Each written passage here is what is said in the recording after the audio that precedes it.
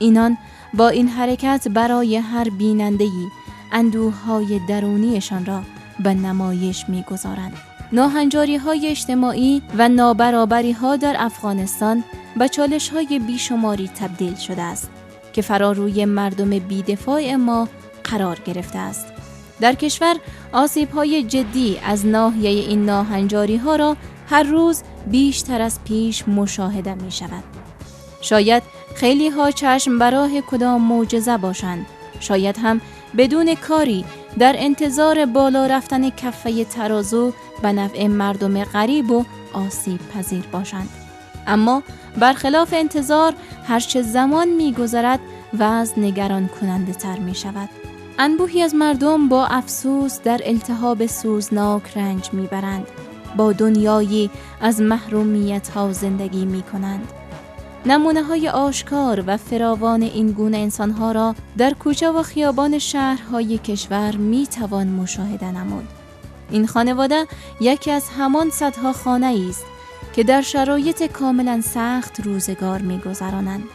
نحوه زندگی این عزیزان روح و وجدان هر انسان آزاده مسلمان را جریحه‌دار می‌نماید و مصداق شعر شیخ اجل سعدی بزرگ می‌شود که می‌گوید: تو که از مهنت دیگران بیغمی، نشاید که نامت نهند آدمی.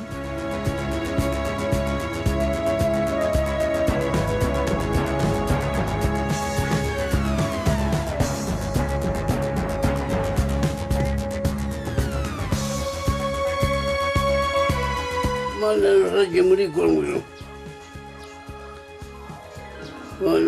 در بازرون بکارم از کار ماندم. خانه سوارمون با رئیس مشابه اما مامورین بخش از ما رضا بود. از کار خود در ریاست جمهوری پیاده بود و پیش یک رئیس بود. رئیس خدا ببخشه رحمت کنه. پیش از امو بود و نمو بیچاره خیلی کردیم و کمک هم کرد. همینجا آمد دست پشتش بازی برطرف شد، باز آمد که بیا که بریم همونجا یک لقمه نان برای مثل 4 نفر پیدا شد. بازی بیچاره خیس رفته که در اون 4 نفر یک دوتا نان آمد اینجا ما خوردیم 6 تا. خوب بود در وقت جای دست پلگی میرسی. ما صاحب اینجا 4 نفر دومی خانه هستیم، چون که 2 نفر ما چون برادر ما حسابش جداست در یک خانه است، چون ما در دیگه خانه هستیم. منتها که دیگر با هم دیگر همکار بایی هستیم که چون برادر ما سابق جور بود، پایدار نبود، کار میکرد در ریاست جمهوری، یعنی تمام چیزای ما را برادرم تامین میکرد. منتها یالی اونا خودشان بیچاره در خانه هستن، منتها چون که پایشی درد میکنه او را گفته که عملیات میشه باش که ببینیم که در هفته وعده میده که عملیات میکنیم. شبخانه وزیر اکبر خان مگم تا بال عملیات نکرده. غذای خودم میکنم، کالا خودم میشویم، میام در لب چا میرم کالا خودم کش میکنم میشویم.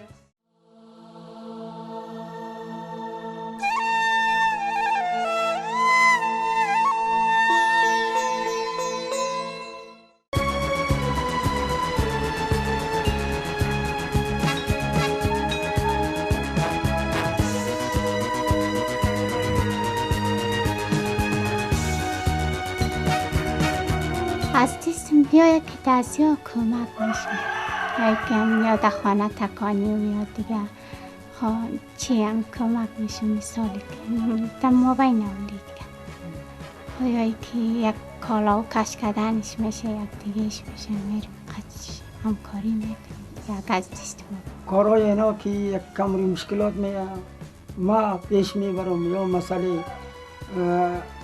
بیرو بردن و یا شفاخانه یگان جای، چون بعضی از اون دوستا را اگر قد خود صدا کنم که بیا تو قدیمه یگم کاری کو، اونا بیچاره برای ثواب همکاری میکنه میآید، منگم دیگه با همون حساب زندگی تیر میشه.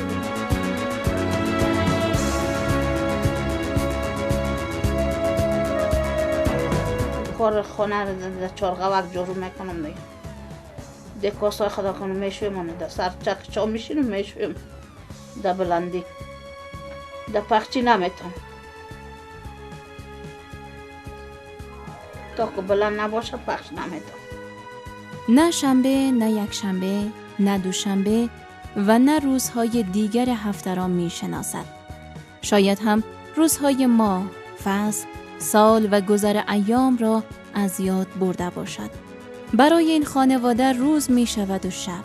زمان پشت سر هم با تمامی سختی هایش می گذرد.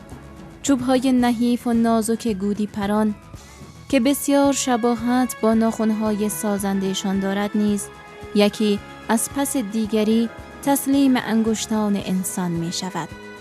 گرچه چوب های گودی پران با ناخن‌های خانم چندان فرقی ندارد، ولی باز هم با کمال زیبایی سر تسلیم به پیش اراده انسان خم می کند. دستان نحیف و لاغر خانم گاهی از سر و گاهی از هر کجای این چوب بخواهد بریده به دور می اندازد. گودی پرانهایی که خانم می سازد شمارن ندارد. شاید گودی های خانم را اگر بر فراز کابل یک جا و هماهنگ به پرواز درآورند تمام شهر را سایه نماید. ای کاش که گودی پرانها زبان می داشتند و احساسمند می بودند که از همان بالای بام خانم به او سلام و صبح بخیر می فرستاد. موقع کم از خانه کمی برآمدیم دوران جنگ میخواستیم قلاشاده برم. باز همون سنددم را سکر آمد خورد نشد دیگه رفتن. مرا شفاخانه برد. باز پدر میاد خانه آمد کلش. بیادرم اونجا شهید شد. باز ما خود در شفاخانه که در وقتی که دوش آمدم پای از دست داده بودم. باز روز پنجم بیادرم خبر شدم که بیادرم از بین رفتن. خود بسیار دیگه جگرخون نشدم. باز پدر میاد مرا چی کرد که خیر است، چیزی که از طرف خداست. معلولیت واقعیت که انسان معلولیت میشه هر لحظه‌شی رنج است دیگه. به حسابی چون از کار میمونه، از کار نمیتونیم، کارگر نداریم، اون تا جگرخون میشیم دیگه. کلانش مبدم یادم در 13 سالگی بودم قدری شهید شد. اینجا که زندگی میکنیم به حساب 4 نفر زندگی میکنیم که 2 تا برادر ما قزن خود 2 تا ما هستیم. اون تا میگذره دیگه، چیزی که طرف خود هست دیگه.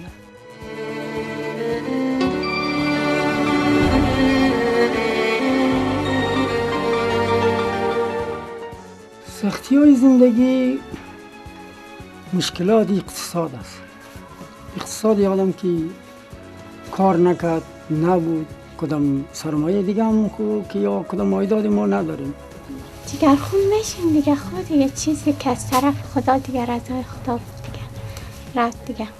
ما خود من پایم یه رقم مانده احساسی مردم شهیدی رو میکنیم دیگه. خود چی کنیم؟ مسئله ازدواج ما صاحب که دوره جنگ بود چون معلول بود که ما معلول بودم. اینا کدام بیگانه نبود. از مسئله قومای ما بود که اونا چی داشتیم منطقه خاصی ما با می چی بود که من کدام سرپرستی ندارم دیگه ندارم. یه نزا با ویزی خواهش کردم باز اونا بیچاره کدام با ما مربوطی نیست. اگر مربوطی خودی ازی باشه 1000 دفعه، اگر نباشه دیگه چی نمیشه. باز قرار رضایت از این بود قبول کردن با می بار ما تانستیم که ازدواج کنیم. مشکلات شنمیسته که نسیم کار نمیتونه، یعنی دیگه در خانه شما ضعیف مشکلات شنمیسته میگذره. بازم خدای شکر میکنم. انسان که کار نتونست پولی و دست نداره، کدام چیزی دیگه هم نداره که کدام عایداد از او برای ما بیایه که ما چیز خود روزمره خود پورا کنیم. خودم خواهنمی پلاستیک چی میارم منزی همسایه اینمی برم بندل 6 روپه میفتم خانه بازم میشه بازم نمیشه روزای در کارخانه مشکلات خانه آدم گرفتار میشه خب بازم خوب است که همه 6 روپیش هم با ما من تا که یال هست مشکلات اینمیست که ما برای سیاست هم کار هستم چون اگر یا یک کار پیش بردن ما دیگه کار میکنم این مسئله نیست که تو سیاست هستی باید تمام کار بکن من تا هر کاری که پیش آمد قدینی هم کار هستم مثال برای یکان آبی کارشویی یا دیگه مسئله نمیشه ما آرزو داریم که روزگار ما هم خوب شد که یک چی دنیا آرزوی ما نیسته که میگیم یک اولادی چیزا شود که یعنی سوارز اما آسایی دست ما شود که یعنی شوهر مرم جمع کنه خود من جمع کنه بینم آرزو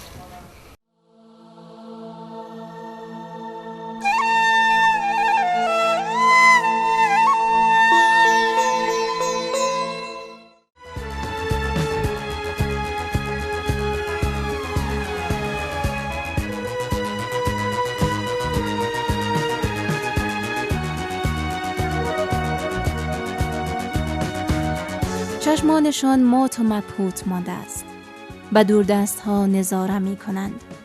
به گوشه های حولی و به سوی دروازه خانهشان. از هیچ جایی خبری نیست. نه قاصدی، نه احوالگیری و نه همخیشی. هیچ کسی نیست که نیاز انسانی و ضروریشان را برآورده نماید.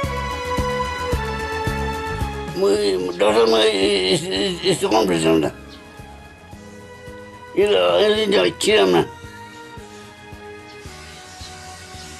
از وقتی که یکان 5 سال 6 سال میشه که پایدرد بود منتا کم بود گشتن میتونست منتا زمانی شده که بعد از ترما یا از گشتن موند از گشتن که موند دیگه میره که بردیم شفاخانه عکس گرفتیم دیگه گفتیم نتیجه شنه میشه بود اگر پول دارین یا نه ببرین این ببرین که عملیات شود چون ما دیگه اقتصاد ما پایین است پول نداشتیم دیگه یه مون آخر آمده شدیم که دعوت وزیر اکبرخانی رو ببریم باز وزیر اکبرخان آنها بود که عملیات میشه چون استخوان چسبیده پیش آمده اینمی نتیجه امروز وقتش است که باید رو ببریم که داخل بستر کنه مریضیش خوالون در شفاخانه بود بستر بود از بستر اینا بازی دکترها عملیات کرد بازی خوب شد باز رفت سر نوکری خود باز آمد اینمی چند سالش که دینمی آمده اینمی دیگه چی شد برطرف شد این در خانه نشین شد خوب بود میگشت از اوسون میگشت قدر این دمی 1 سال دیگه این از پای مونده اون رفت اینجا دکتر بود استوان پیشم ده جوز میگیری استوان ده استوان مخرف گشت نمیگی پای خود شرده باشم جایی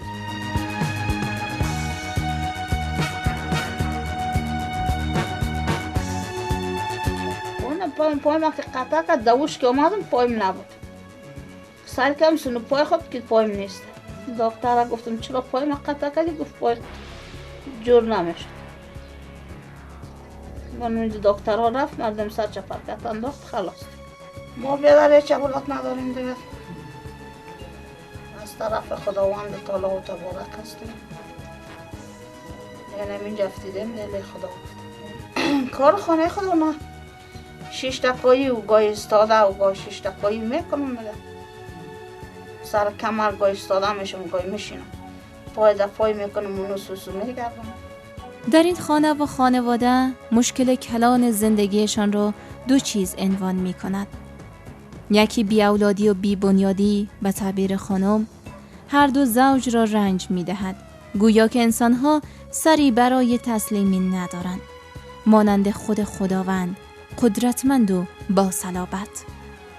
مشکل دوم برخورد نادرست مردم با این خانم است که دل بزرگ او را مکدر نموده است.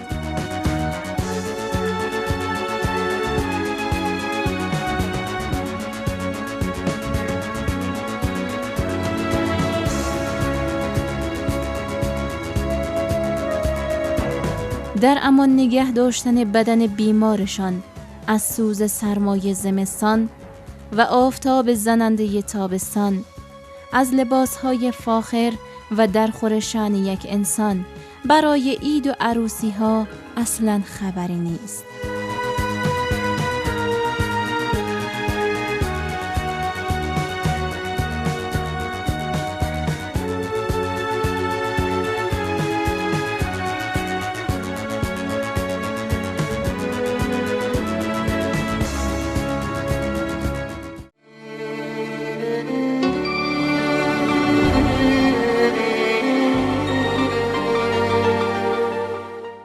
خاطرهای مشکلاتی که تلخ است، آدمی بی نفری است، بی کسی است.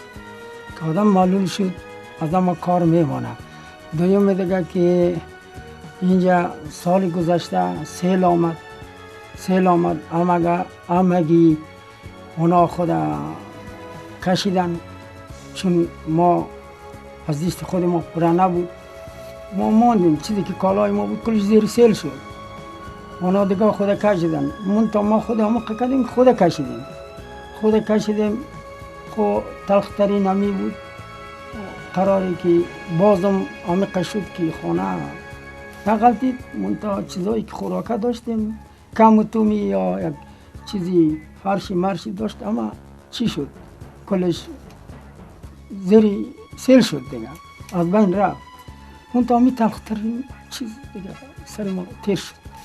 امی تو احساس معیوبیت چی را میکنیم؟ خب بازم اگه مثل دیگه معیوبین میبینم بازم شکر میکشم در خود، میگم برو هیچین که از طرف خداست، تنها من نیستم، کلگیستم.